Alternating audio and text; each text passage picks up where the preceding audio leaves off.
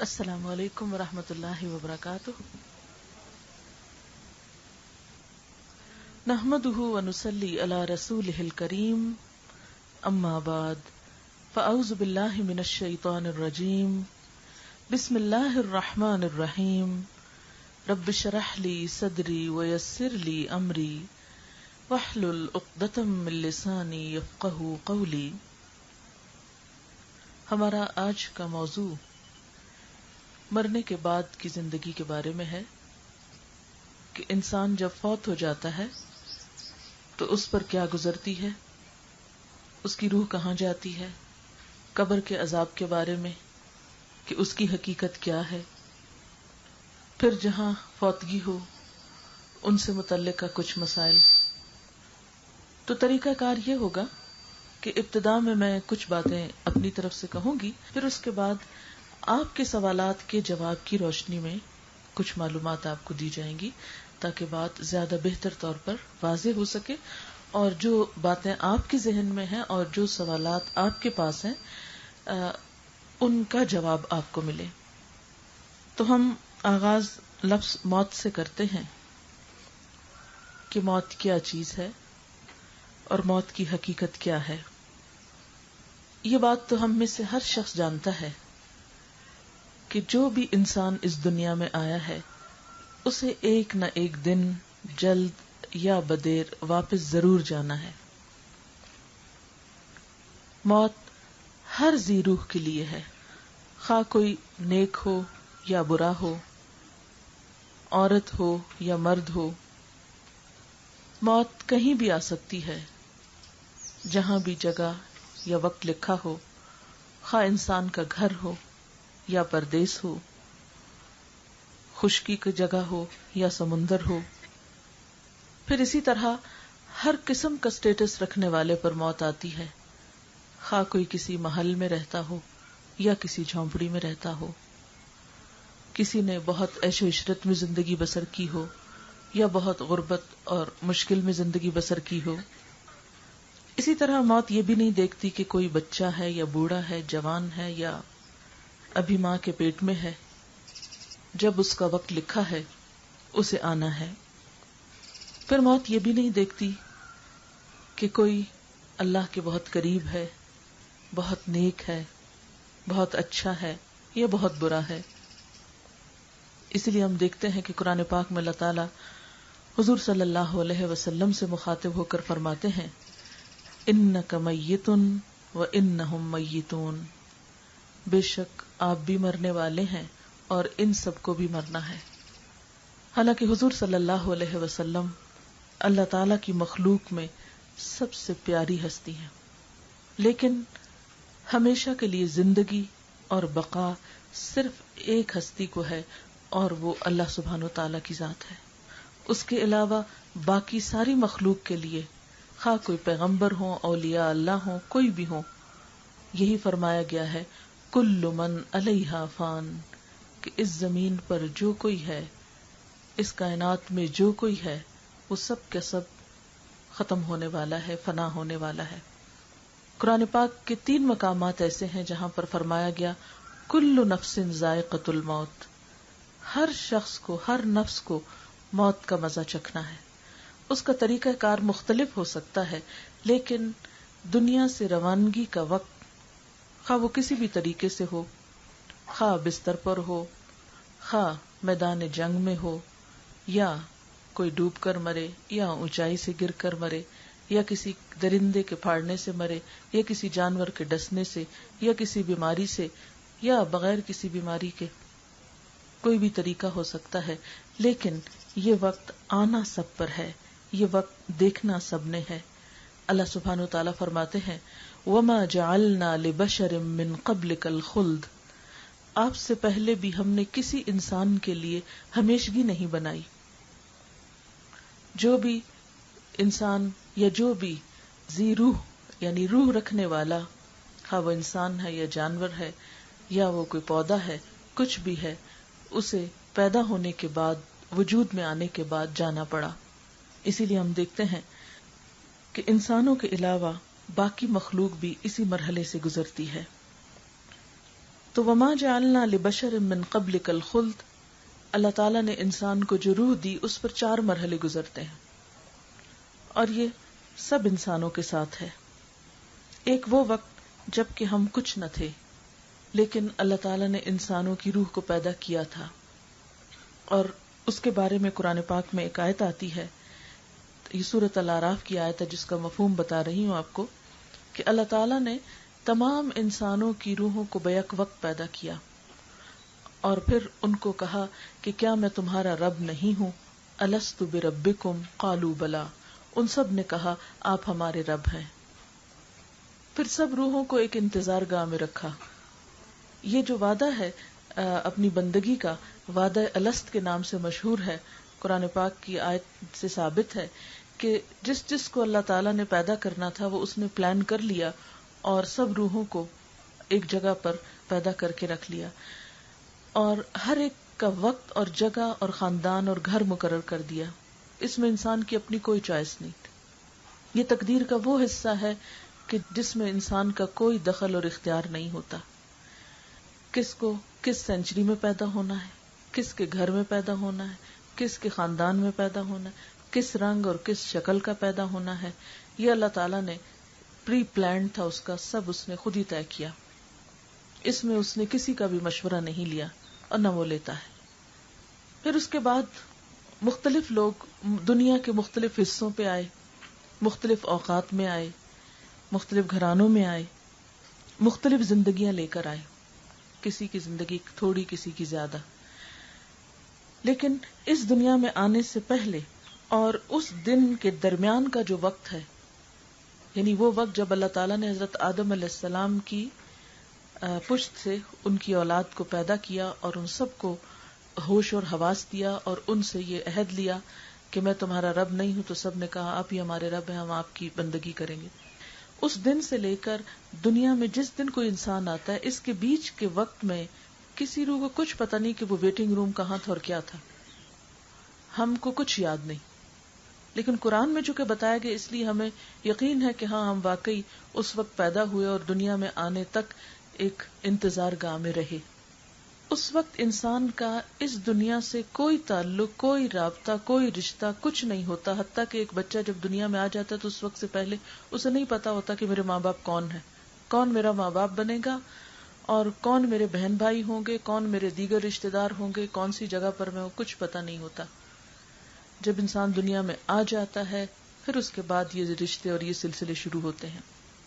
دوسرا مرحلہ اس زمین پر ہے، یہ ہر ایک کا وقت مختلف ہے، مقرر ہے، یہ بھی طے شدہ ہے، یہ بھی اللہ کے پاس ہے کہ کس کو کتنی زندگی دینی ہے۔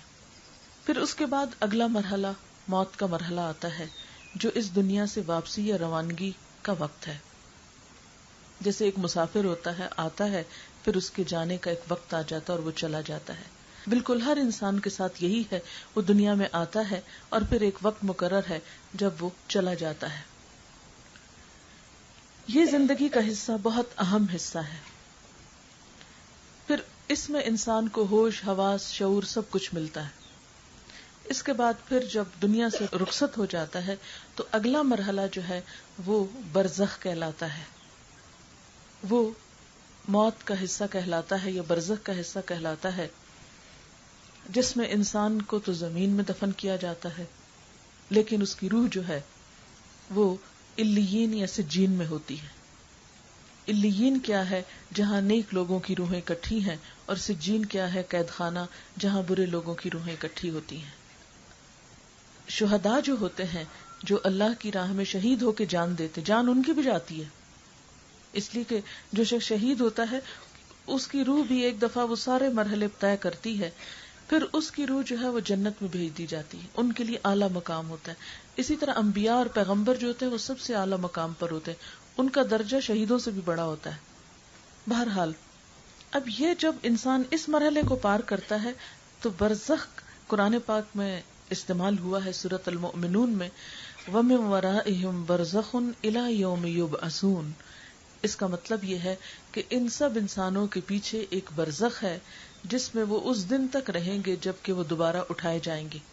اب یہ ایک اور ویٹنگ روم ہے جس میں قیامت تک سب کو رہنا ہے۔ انتظار انتظار.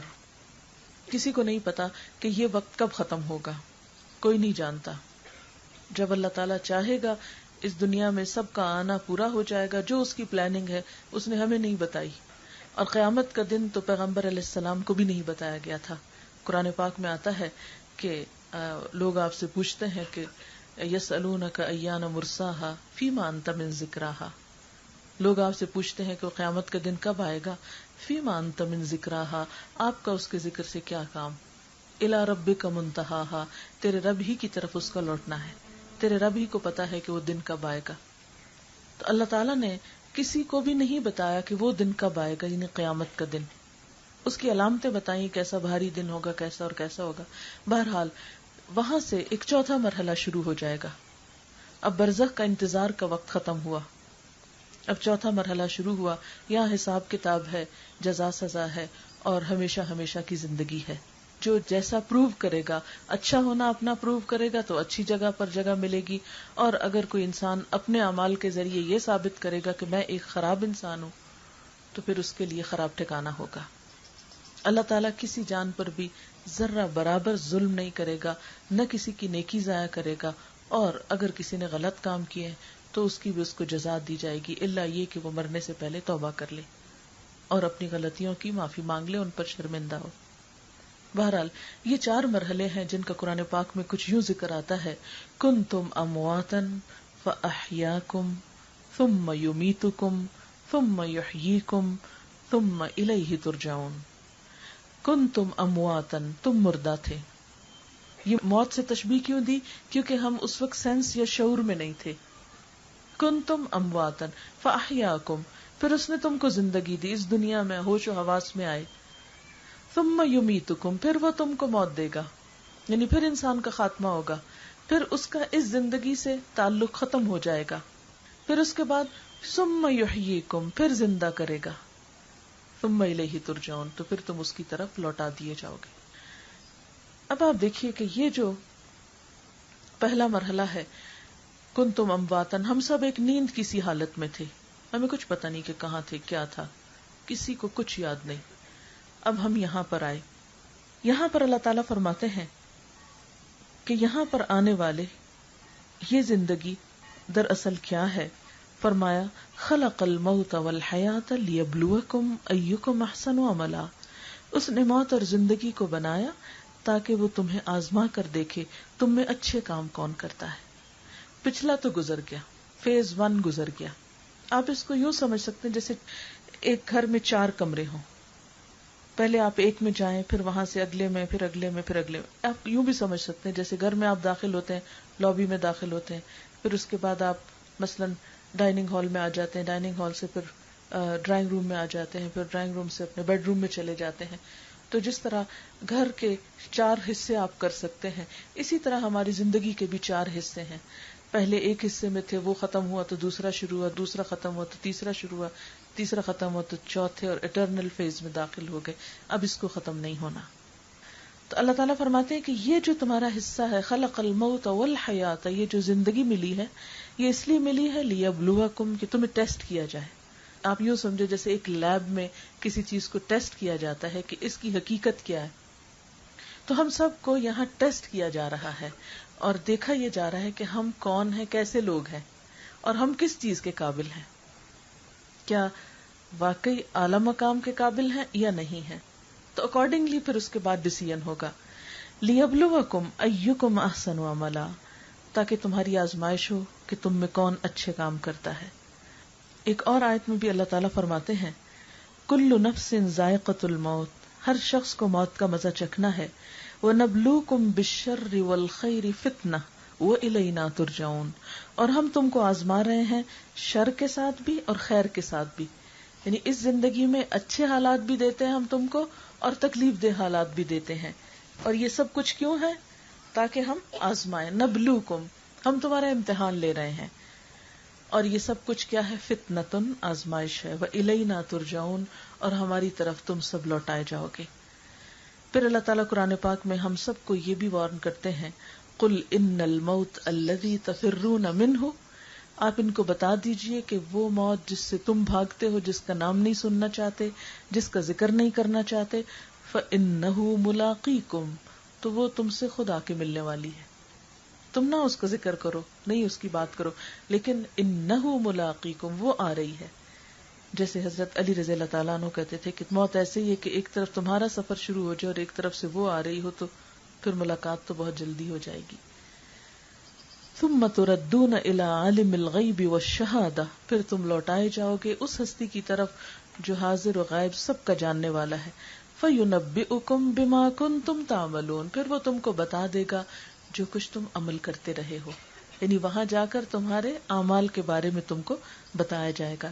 ایک اور جگہ پر فرمایا قل لن ينفعكم الفرار ان فررتم من الموت او القتل، آپ ان کو بتا دیجئے کہ موت سے بھاگنا یا فرار یا قتل سے بھاگنا تم کو فائدہ نہ دے گا، یعنی کوئی بھی شخص موت سے جتنا بھی بھاگے بھاگ نہیں سکتا. وَإِذًا لَّا تُمَتَّعُونَ إِلَّا قَلِيلًا، اور اگر تم کچھ دن زندہ بھی رہے تو یہ تمتعون الا قلیلا، بہت تھوڑا سا فائدہ اٹھانا ہے. ایک اور جگہ پر فرمایا اینما تکونوا یدرککم الموت، تم کہیں بھی چلے جاؤ موت تمہیں آ کے پالے گی. ولو کنتم فی بروج مشیدہ، خواہ تم مضبوط قلعوں میں کیوں نہ بند ہو جاؤ، یعنی اگر تم ایسے مضبوط جگہ پر چلے جاؤ کہ کوئی داخل نہ ہو سکے، موت کا فرشتہ وہاں بھی آ جائے گا. سورۃ المنافقون میں فرمایا وَلَن يُؤَخِّرَ اللَّهُ نَفْسًا إِذَا جَاءَ أَجَلُهَا وَاللَّهُ خَبِيرٌ بِمَا تَعْمَلُونَ، اور اللہ کسی کی موت کا وقت مؤخر نہیں کرے گا، پوسٹ پون نہیں کرے گا، تاخیر نہیں اس میں کرے گا، جبکہ وہ اس کے پاس آ جائے گا، اور اللہ تعالیٰ کو سب پتا ہے جو جو کچھ تم کر رہے ہو. اب ہوتا یہ کہ جب ایک انسان کی موت کا وقت آتا ہے تو وہ کیا کہتا ہے، کیا سوچتا ہے. قرآن پاک میں آتا ہے حَتَّى إِذَا جَاءَ أَحَدَهُمُ الْمَوْتُ قَالَ رَبِّ ارْجِعُونِ، یہاں تک کہ جب ان میں سے کسی ایک کی موت کا وقت آتا ہے تو وہ کہنے لگتا ہے اللہ مجھے واپس بھیج دے، مجھے لوٹا دے، ابھی میں نہیں مرنا چاہتا. کیوں؟ لَعَلِّي أَعْمَلُ صَالِحًا، شاید کہ میں اب کچھ اچھے کام کر لوں. فی ما ترکت، اس دنیا میں مجھے بھیج دے جس کو میں چھوڑ چکا. کلا، ہرگز نہیں، اب واپسی نہیں. انہا کلمتن، یہ تو بس ایک بات ہے. ہوا قائلہا، وہ اس کو کہہ رہا ہے، اس کو پتا تو پہلے ہی تھا کہ جانا ہے. جس کو فکر ہو تو تیاری جلدی کرتا ہے، وہ دیر نہیں کرتا. وَمِن وَرَائِهِمْ بَرْزَخٌ إِلَى يَوْمِ يُبْعَثُونَ، اب تو ان کے پیچھے برزخ ہے، یعنی دنیا کا وقت تو ختم ہو گیا، اب اگلا مرحلہ شروع ہو چکا ہے اور یہ قیامت تک چلے گا. پھر اسی طرح ایک اور جگہ پر فرمایا وَأَنفِقُوا مِمَّا رَزَقْنَاكُمْ، اور اس سے پہلے پہلے خرچ کر لو، یعنی اللہ کے راستے میں. مِن قبل ان یأتی احدکم الموت، اس سے پہلے کہ تم میں سے کسی کی موت آ جائے.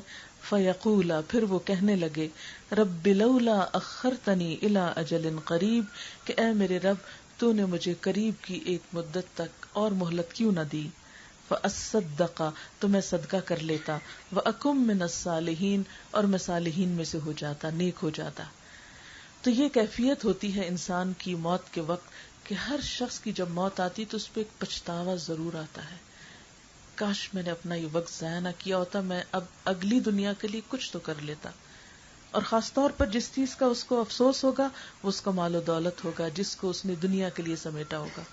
حضور صلی اللہ علیہ وسلم نے فرمایا تم میں سے کون ہے جس کو اپنے وارثوں کا مال اپنے مال سے زیادہ پیارا ہو؟ لوگوں نے کہا ہر ایک کو اپنا مال زیادہ پیارا ہوتا ہے. آپ نے فرمایا تمہارا اپنا مال تو وہ ہے جو تم نے کھا کے ختم کر دیا، پہن کے پرانا کر دیا یا پھر آگے بھیج دیا، اور باقی جو کچھ ہے وہ تو وارثوں کا ہے، وہ تمہارا نہیں ہے. لیکن ہم میں سے ہر ایک اپنے مال سے زیادہ وارثوں کے مال سے پیار کرتے ہیں. جو ہم نے دوسروں کے لیے چھوڑ کے جانا ہے اس کو زیادہ سنبھالتے ہیں، اور جو اپنے کام آنا ہے یعنی بعض اوقات خود پہ بھی خرچ نہیں کرتے، اپنی ضروریات بھی پوری نہیں کرتے، اور آخرت کے لیے بھی صدقہ نہیں کرتے، اس کو زیادہ حفاظت سے رکھتے ہیں جو دوسروں نے استعمال کرنا ہے. تو اس وقت مرتے وقت انسان کہے گا کاش مجھے تھوڑا سا وقت مل جاتا کہ میں اپنے مال کو کسی اچھے کام میں لگا کر آتا. اب یہ ہے کہ موت سے فرار تو نہیں، تو موت کے ساتھ معاملہ کیا کیا جائے؟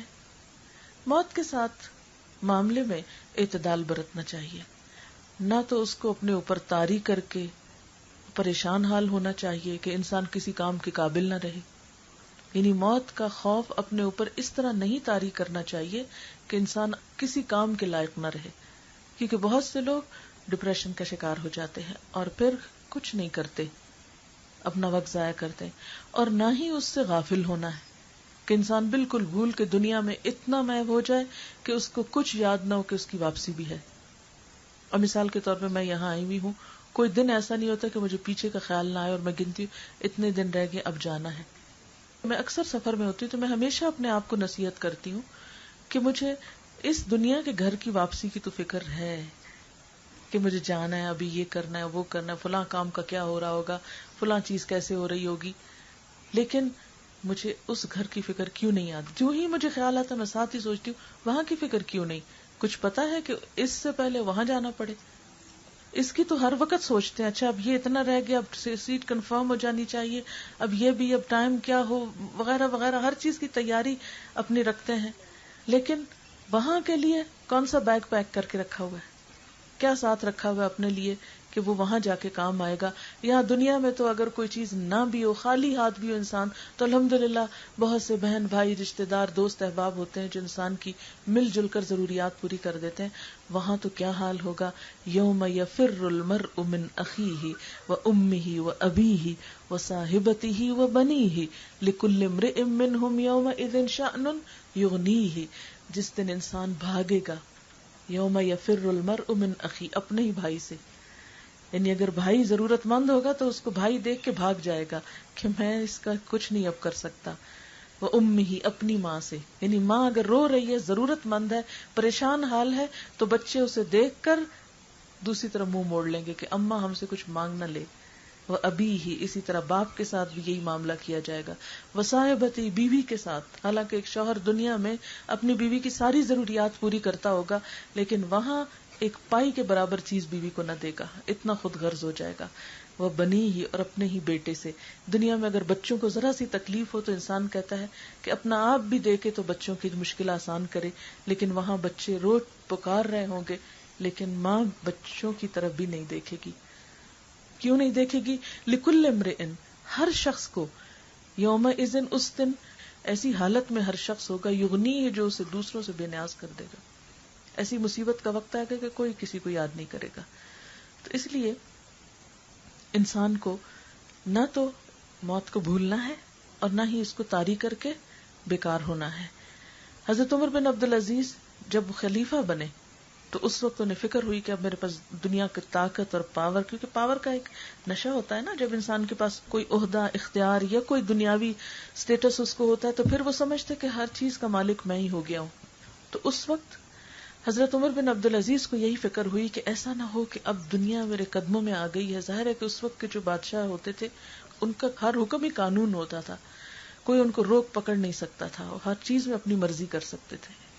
تو اس وقت ان کو یہ فکر ہوا کہ اب کہیں ایسا نہ ہو کہ میں غلطیاں کر جاؤں اور اپنی آخرت کو بھول جاؤں. لہٰذا انہوں نے ایک طریقہ اختیار کیا کہ ہر رات علماء فقہا کو اپنے پاس بٹھاتے اور تھوڑی دیر کے لیے موت کا ذکر ضرور کرتے اور اس کی تیاری کرتے، اور بہت جلد وہ اس کے بعد دنیا سے رخصت بھی ہو گئے. نبی صلی اللہ علیہ وسلم نے فرمایا، الکیس من دان نفسہ وعمل لما بعد الموت.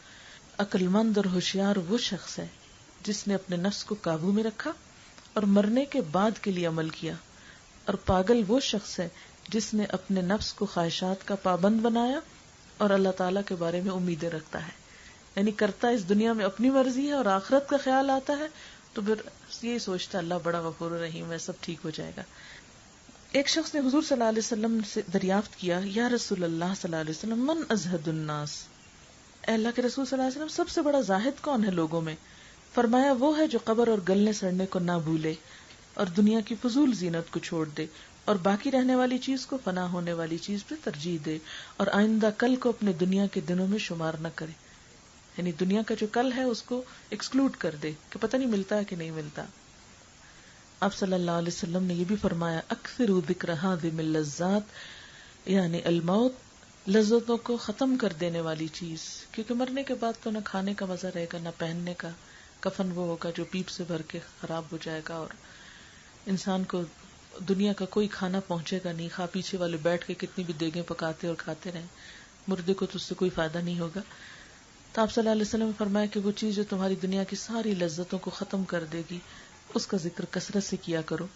اور پھر آپ نے یہ بھی فرمایا کہ خوش قسمت وہ ہے جو دوسرے سے نصیحت پکڑ لے، کسی دوسرے کو دنیا سے جاتے دیکھ کر خود اپنا حساب کتاب درست کر لے. لیکن ہمارا حال یہ تھا جب کوئی فوت ہوتا ہے تو ہم کہتے ہیں شکر ہے میں تو بچ گئی، میری تو نہیں باری آئی نا، کسی اور ہی کی ہے. تو اپنے لیے پھر بھی کچھ نہیں کرتے، اسی کے لیے روتے دھوتے رہتے ہیں، اسی کے لیے کچھ کرتے کراتے رہتے ہیں. اور عام طور پر کیا ہوتا ہے، اس کو پڑھ پڑھ کے دیتے رہتے ہیں، اپنے لیے پھر بھی نہیں پڑھتے بیٹھ کے. یعنی اس کو پڑھ پڑھا کے دے کے پھر فارغ ہو کے آ جاتے ہیں اور بھول جاتے ہیں کہ ہمیں ہر روز اپنے لیے خود بھی کچھ پڑھنا کرنا ہے. پھر اسی طرح یہ ہے کہ موت کا جو وقت مقرر ہے وہ نہیں ٹلے گا. وَلَن يُؤَخِّرَ اللَّهُ نَفْسًا إِذَا جَاءَ أَجَلُهَا، یہ حقیقت ہم سب کو اچھی طرح یاد رکھنی چاہیے.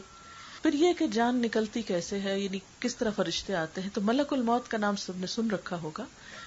ملک الموت جو ہے یہ ہیڈ ہے، ملک فرشتے کو کہتے ہیں، اور موت کا فرشتہ یعنی اسرائیل علیہ السلام جن کو کہتے ہیں، ان کے ساتھ ایک پورا عملہ ہے، ایک پوری ٹیم ہے. کیونکہ بعض لوگ کہتے ہیں نا اگر حضرت اسرائیل جان نکالتے ہیں تو ایک وقت میں 100 لوگوں کی جان نکل رہی ہو تو وہ کس کس کے پاس جاتے ہیں. وہ ہر ایک کے پاس خود نہیں جاتے، وہ یعنی کہ سب کے سردار ہیں اور وہ ڈیوٹیز اسائن کرتے ہیں. ان کے نیچے پورا ایک جو ان کا ڈپارٹمنٹ ہے، انہوں نے ان کو وہ کام اسائن کیا ہوا ہوتا ہے، کیونکہ اللہ تعالیٰ کی طرف سے وہ سال کا بجٹ مل جاتا ہے کہ اس سال کتنے لوگوں کو دنیا سے واپس جانا ہے. تو وہ اکارڈنگلی ڈیوٹیز مقرر کر لیتے ہیں کہ فلاں فلاں فلاں فلاں، اور پھر وہ ان کو اسائن کر دیتے ہیں اور پھر وہ سارا اس معاملے کو خود لک آفٹر کرتے ہیں. تو اسی لیے فرمایا کہ تمہیں موت کا وہ فرشتہ آ کے پکڑے گا الذی وکل بکم، جو تم پہ مقرر کیا گیا ہے، جو تمہارے لیے اسائن کیا گیا ہے. ثم الی ربکم ترجعون، پھر تمہارے رب کی طرف تمہیں لوٹایا جائے گا. پھر اسی طرح یہ ہے کہ موت کے وقت بھی 2 طرح کے فرشتے ہوتے ہیں، ایک اچھی شکل والے اور ایک بھیانک شکل والے. ہوتا یہ ہے کہ جو نیک شخص ہوتے ہیں ان کے پاس نیک فرشتے آتے ہیں اچھی شکل و صورت کے ساتھ، خوشبودار کفن لے کر. جیسے جسم کو کفن میں لپیٹا جاتا ہے تو حدیث میں آتا ہے کہ روح کو بھی کفن میں لپیٹ کے لے جایا جاتا ہے. تو جو نیک شخص ہوتا ہے اس کی روح کو خوشبودار کپڑے میں یا خوشبودار چیز ہوتی ہے جو بھی، اس میں ریپ کر کے اوپر لے جاتے ہیں.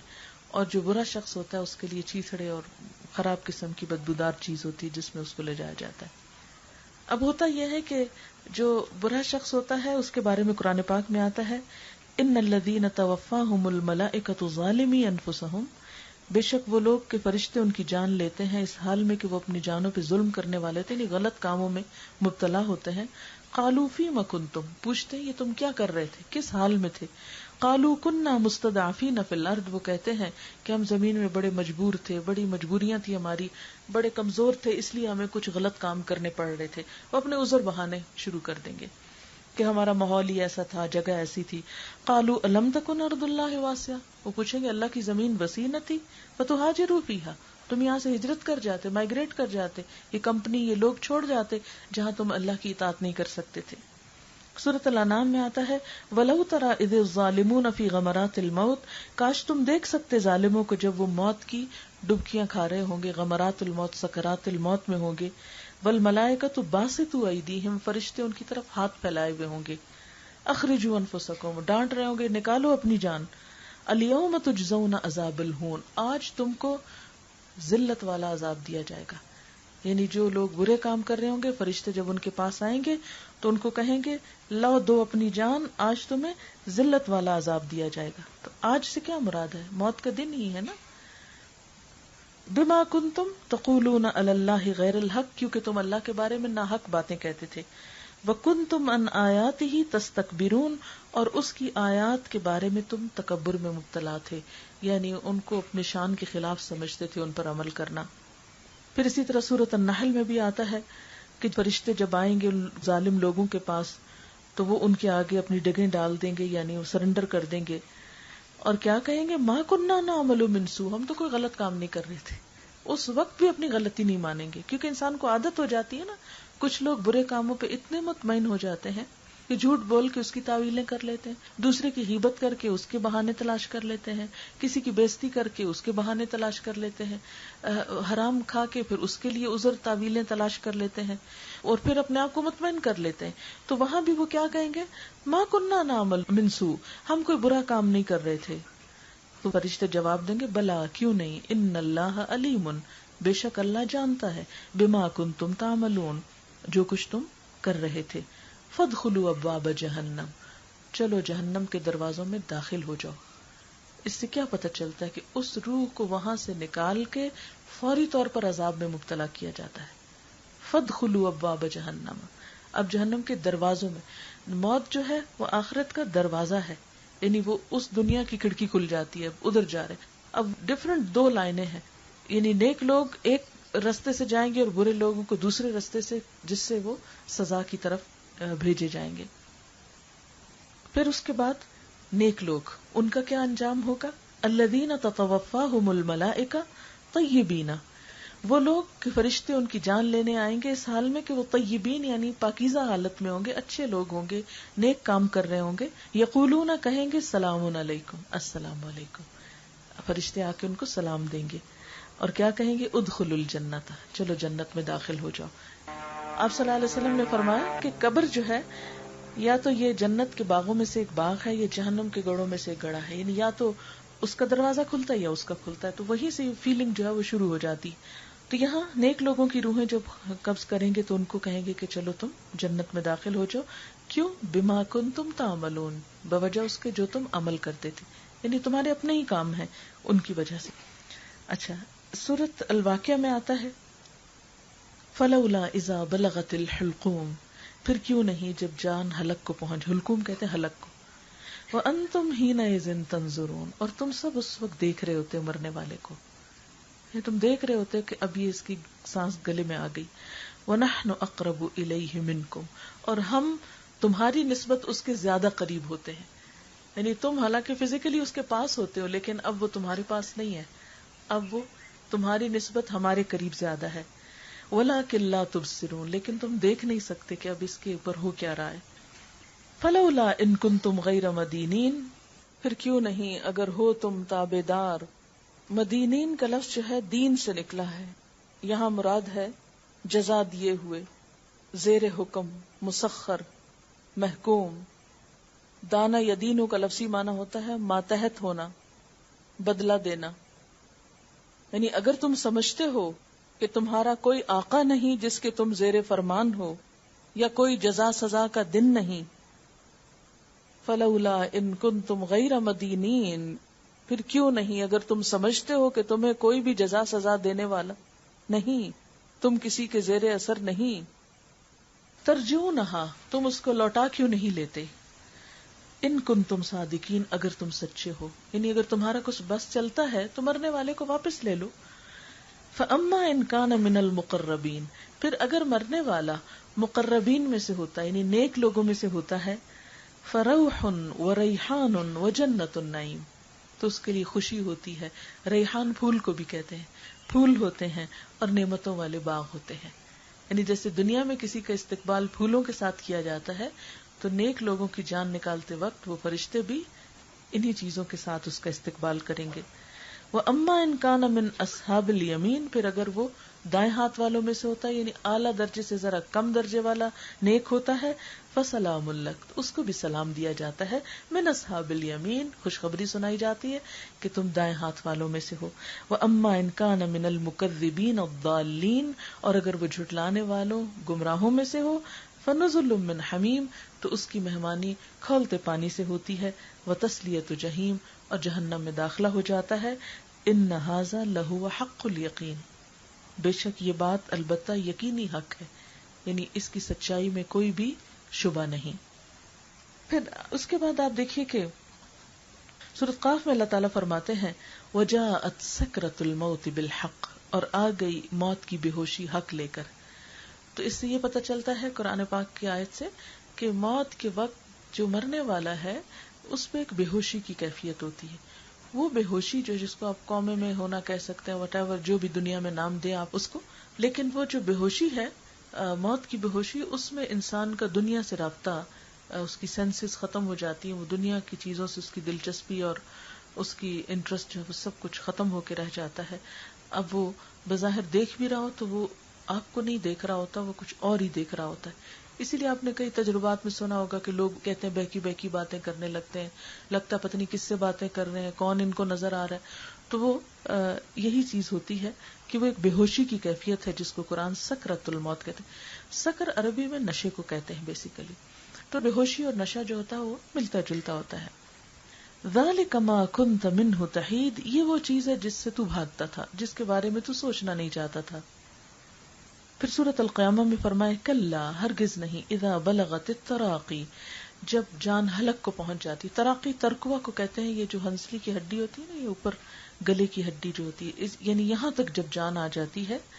وقیلا، اور اس وقت سب کہنے لگتے ہیں من راق، ہے کوئی دم کرنے والا، یعنی دوائیاں کام کرنا چھوڑ دیتی ہیں تو پھر کہتے ہیں ہے کوئی جھاڑ پھونک کرنے والا. وظن انہ الفراق، اور انسان سمجھ لیتا ہے کہ اب جدائی کا وقت آ گیا، یعنی اس وقت انسان کو پتہ چل جاتا ہے کہ اب میں نے دنیا میں نہیں رہنا. والتفت الساق بالساق، اور پنڈلی سے پنڈلی لگ جاتی ہے.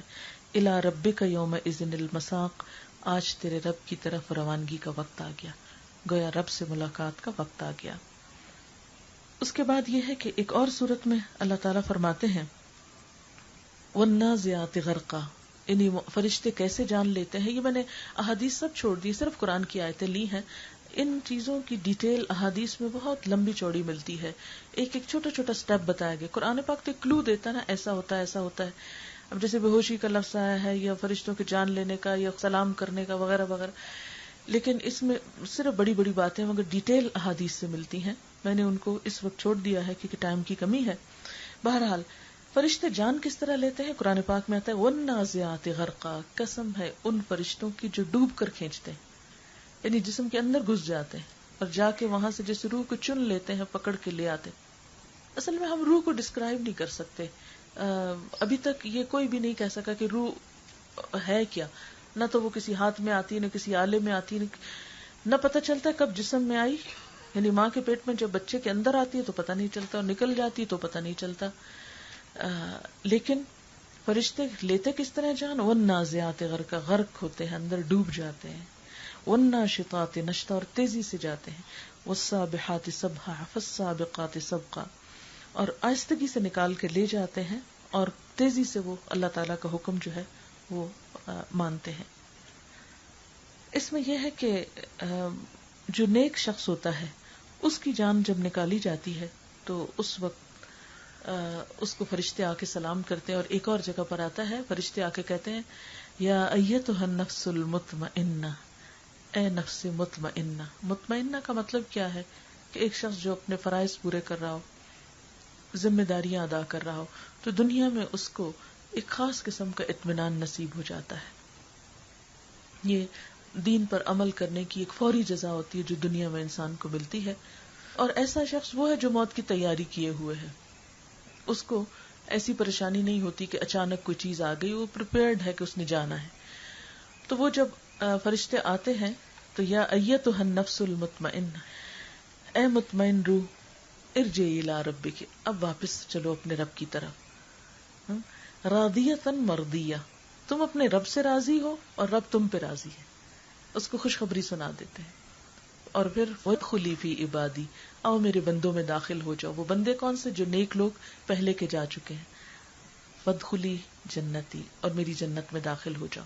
تو گویا وہ جنت کون سی ہے؟ دراصل وہ جہاں بھی اس کی روح اور قبر میں وہ ہوتا ہے انسان، اسی کو ایک طرح سے وہ جنت کا حصہ بنا دیا جاتا ہے، جنت سے ایک کنیکشن بحال کر دیا جاتا ہے.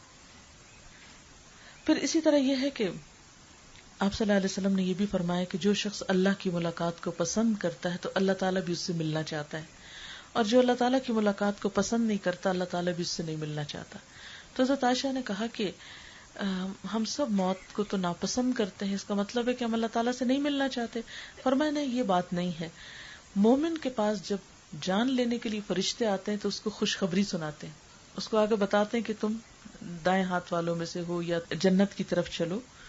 تو اب ہوتا کیا ہے کہ بشر برضوان اللہ و کرامتی، اس وقت جب اس کو پتا چلتا ہے کہ اللہ اس سے راضی ہے، راضیۃ مرضیہ کی بات آ گئی، تو اس وقت اس مرنے والے کے نزدیک سب سے زیادہ اس بات کی تمنا ہوتی ہے کہ میں جلدی اپنے رب سے جا کے ملوں.